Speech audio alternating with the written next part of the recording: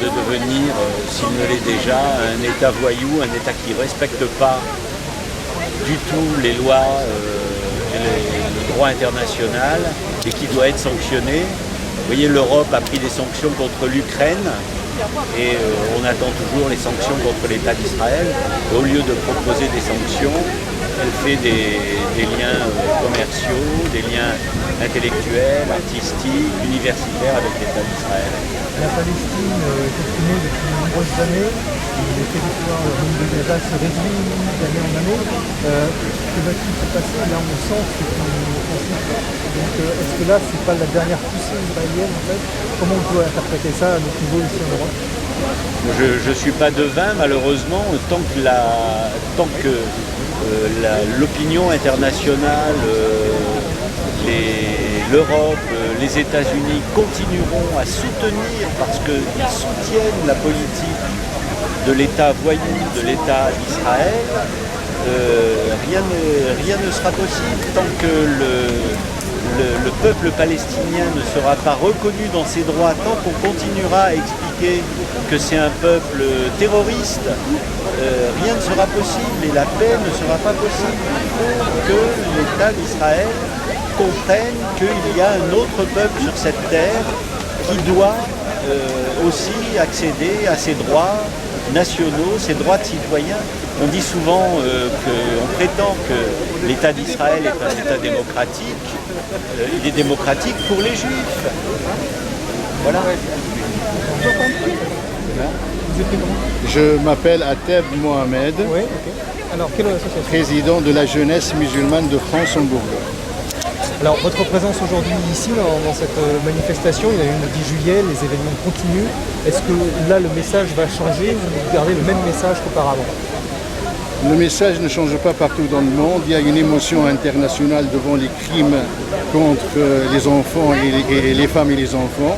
Donc l'émotion, elle est internationale, elle est à Dijon, elle est à Paris, elle est à Chicago, elle est partout. Et nous sommes venus pour dire stop au massacre massif des enfants et des femmes. Donc, actuellement, la situation se cristallise un peu là-bas, malheureusement, de plus en plus de morts. Ici, en Bourgogne, comment on peut faire? Comment on peut mobiliser les gens? C'est un conflit qui s'importe beaucoup, qui est très passionné aussi, parce que ça concerne pas mal de monde. Comment on peut un peu désamorcer tout ça pour éviter que ça tombe dans la violence ici aussi? Le conflit est importé par l'attitude du gouvernement. Lorsqu'ils empêchent des manifestations, c'est-à-dire discréditant les uns et puis en prenant position avec les autres, c'est là où il importe le conflit. Nous n'avons pas intérêt à importer le conflit. Nous sommes des citoyennes et des citoyens qui veulent dire non, stop au massacre des femmes, des enfants, à cette population meurtrie, humiliée, sous un blocus aussi bien illégal qu'inhumain depuis 2006. J'ai plus de questions. Merci beaucoup. Très bien. Que Solal, c'est un représentant de l'extrême droite en France et un provocateur.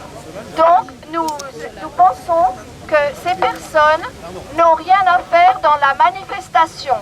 Et nous vous demandons d'être très vigilants à leur égard afin qu'il n'y ait pas de provocation de leur part.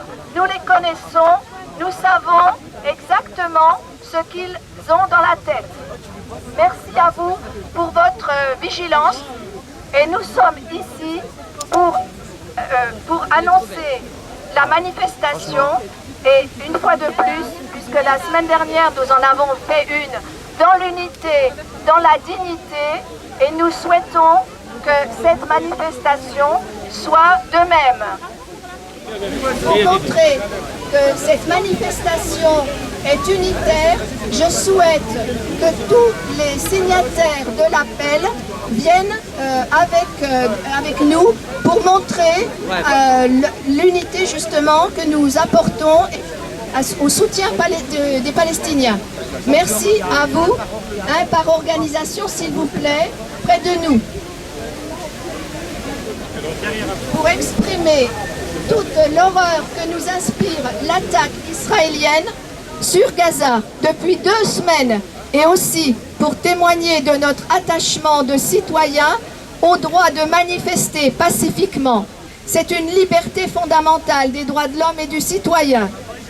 Nous sommes dans la rue pour manifester notre soutien au peuple palestinien dont les droits à un État, pourtant reconnus depuis plus de 50 ans, ne sont toujours pas effectifs et qui endurent de ce fait souffrance et sacrifices depuis trop longtemps. Nous sommes dans la rue pour dénoncer les crimes et les destructions massives dont l'armée israélienne se rend coupable dans l'enclave de Gaza sur ordre de Netanyahou. Faut-il rappeler la détermination de Netanyahou à empêcher par tous les moyens l'établissement d'un État palestinien? Rappeler qu'il poursuit ses provocations avec la construction de nouvelles colonies, tout aussi illégales que les précédentes, pour occuper toujours plus le territoire palestinien jusqu'à le faire disparaître. Et c'est à ce fomentateur de guerre que le président de la République française a exprimé son soutien. Force est de constater la partialité dont bénéficie la politique israélienne auprès de ce gouvernement, comme auprès des précédents, déjà avec Sarkozy, bien que le ministre actuel de l'Intérieur en réfute l'accusation. Mais quand donc ont-ils mis en cause l'occupation du territoire palestinien, les colonies, le mur, le blocus, tous des dispositifs condamnés par la majorité des Nations Unies? Nous sommes dans la rue pour condamner l'offensive israélienne.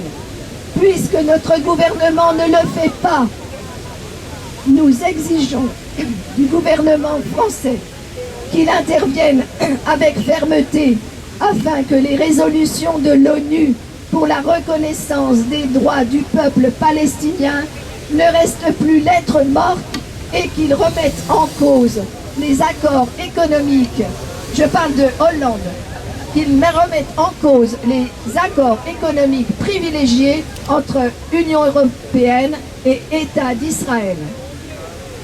Nous exigeons du gouvernement français qu'il mène une politique en cohérence avec les droits de l'homme. Ceux-ci ne s'appliquent pas à géométrie variable. Ils appartiennent à tous les peuples. Tous les peuples en ont besoin. Nous, citoyens de France, nous refusons d'être accusés d'antisémitisme par le seul fait de condamner la politique israélienne qui bafoue les droits des Palestiniens et qui instaure un arsenal discriminatoire à leur encontre. Un arsenal discriminatoire qui rappelle le temps de l'apartheid. Il y a aussi des citoyens ailleurs et même en Israël qui condamnent cette politique.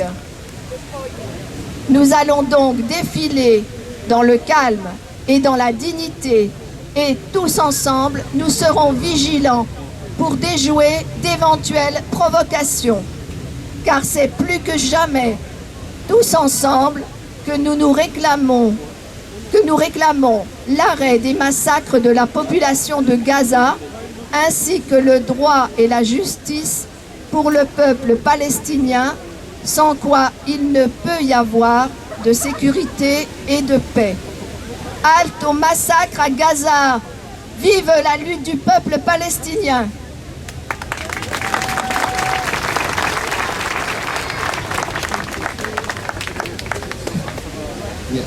Quant à moi, je vous salue tous. Vous êtes venus braver quelques gouttes de pluie pour soutenir une population sous un déluge de bombes et de missiles israéliens.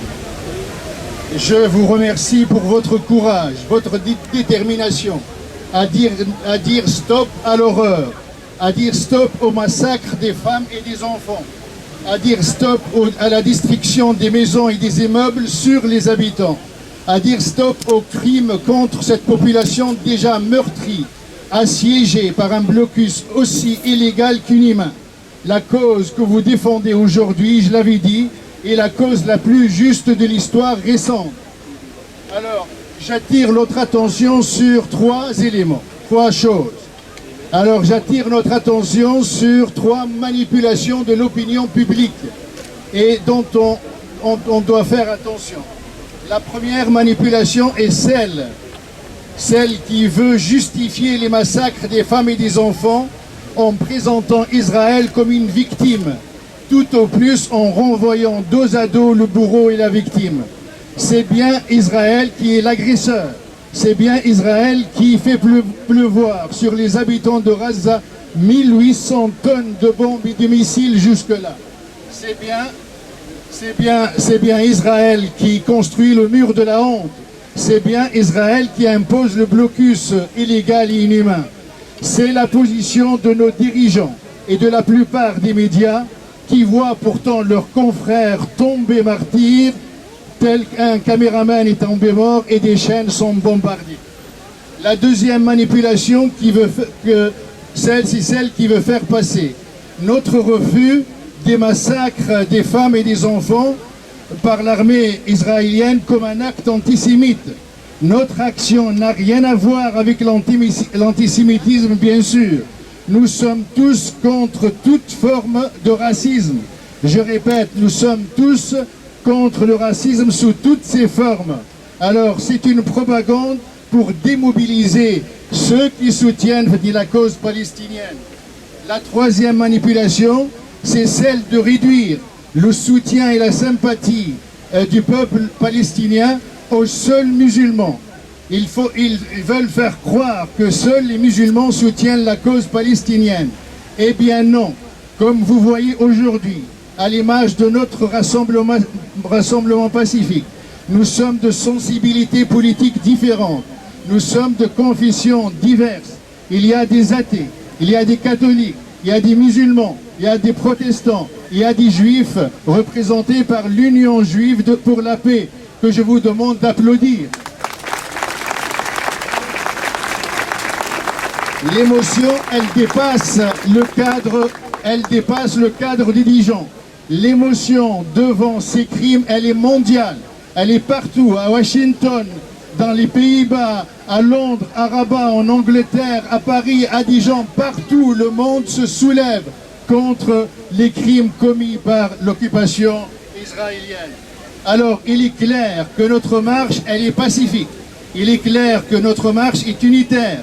Nous avons tous les mêmes slogans et nous avons tous les mêmes messages à faire passer. Nous sommes aujourd'hui dans la rue pour manifester tous ensemble notre soutien au peuple palestinien. Nous sommes dans la rue pour dire stop à l'horreur que commet l'armée israélienne. Nous sommes tous pour dire stop à nos dirigeants qui justifient les crimes de l'État d'Israël. Alors, beaucoup de citoyens et de citoyennes partout vous soutiennent et soutiennent la cause des Palestiniens. C'est pour ça que le collectif 21 pour une paix juste et durable vous demande à tous d'éviter les slogans politiques partisans qui sont inutiles ici dans cette manifestation, d'éviter les slogans religieux qui sont inutiles ici dans cette manifestation. Ce n'est ni le lieu ni le moment. Et aussi d'éviter tous les slogans communautaires et surtout pas des mots antisémites, car là on vous attend au tournant. Alors soyez vigilants, soyez fermes, et que notre manifestation, comme la dernière, elle doit être digne, elle doit être respectueuse jusqu'à la fin. Et je vous remercie. Je vous demande une minute de silence sur toutes les victimes, de Gaza, les femmes et les enfants. Une minute de silence.